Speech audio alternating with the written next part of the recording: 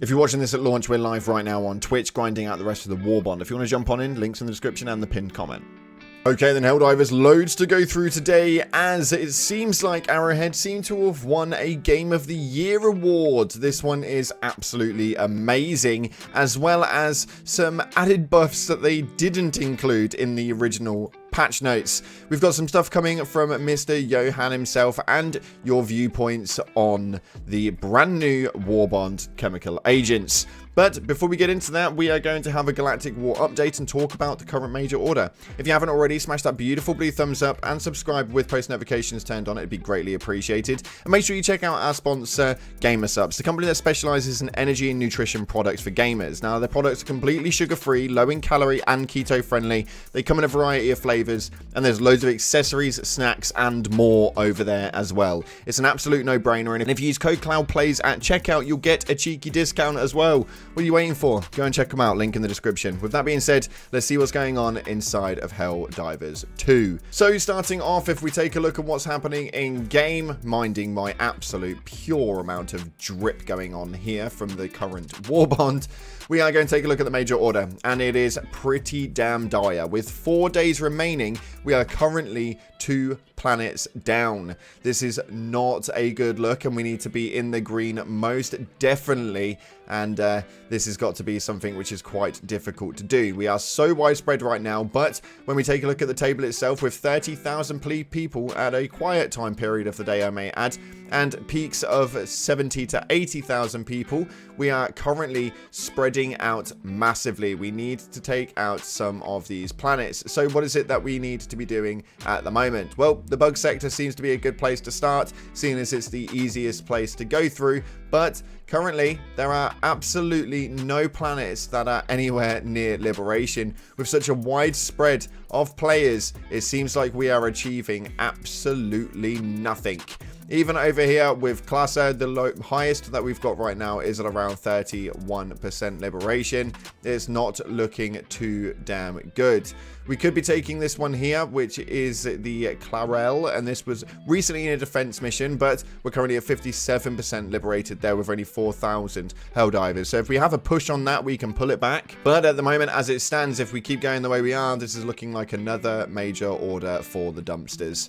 It'd be an absolute shame to do that, but we'll have to see exactly what it is that happens after those 4 days. But moving into the news inside of Helldivers 2, there is loads of stuff going on. First of all, Arrowhead actually posted up this right here stating, "We're so grateful to Sweet Game Awards for naming Helldivers 2 the Game of the Year 2024 Professional. 16 years ago, we won Game of the Year as students with Magicka, which started this amazing journey. Huge thanks to our incredible team and wonderful community for all of your support." And that is absolutely incredible to see. The game has definitely changed the platform quite a lot, and as far as the gaming industry goes, it would not be the same without Helldivers 2. So massive round of applause to Team Arrowhead and everything that you guys have done.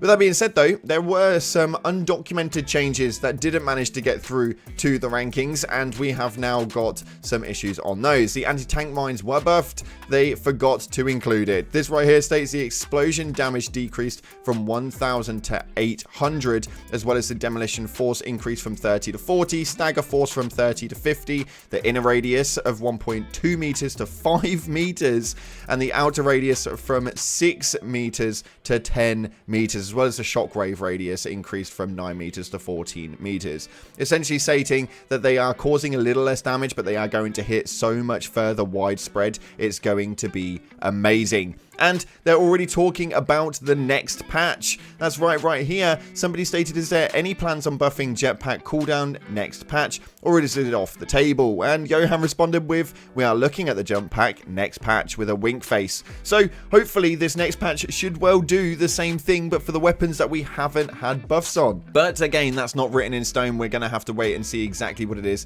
that Johan and the team come up with, and see what it is that we actually have through for the next patch, but we're not likely to have that for at least another month. We'll see exactly how it operates, but within the next few weeks, maybe the next month, we should see the back end of this 60-day changeover. But what do you guys think of the latest war bond? First of all, let me know via the comment section below. I was a little bit skeptical on it. It is quite good for the most part, although it does have its issues. But when we take a look at Reddit, it seems that you guys are loving the gas. Now, the first clip that we have right here is this one, and this one states, "Sweet Liberty gas is amazing." Now, yes, the gas is amazing as an overall, although in this clip, primarily what we're seeing is primarily the gas coming from the actual orbital strike. Now, the only issue that I have really, other than the fact that this is definitely a support class weapon, which is exactly what it's meant to be, is that the actual smoke from it does not look anything like the orbital freaking gas bomb. You can see when the orbital gas bomb actually drops, it is like a really bright fluorescent green, although what we see coming out of the sterilizer is really dark, really dingy, really dull. You can't really see much of it, and you can't see where you're shooting, let alone how far you're shooting. But this does seem to cause some decent damage, so make sure you're getting some fun in there. Somebody actually put right here the gas launcher. So I tried the new gas launcher on the Helldive mission against the Terminids to test it. Immediately I noticed that it didn't do very much damage against enemies, taking 3 canisters to kill a charger. So at first I was kind of upset, thinking it was just a bad gas thrower. But then I found out something so much effing cooler. It gets the Terminids high, all of them. It disorientated them and makes them go in random directions and attacks anything. I sprayed at a Bile Titan and it started freaking out. It's a effing support weapon. Pair this with the flamethrower guy and they can wipe the field while you disorientate them all. This gun kicks ass. And it's true, it works really, really well as a support weapon, but doesn't seem to work too well as an attack weapon. For me, I think that the Dog Breath actual backpack works really well for you solo players. If you guys were rocking a flamethrower, having that backpack on would utilize as the confusion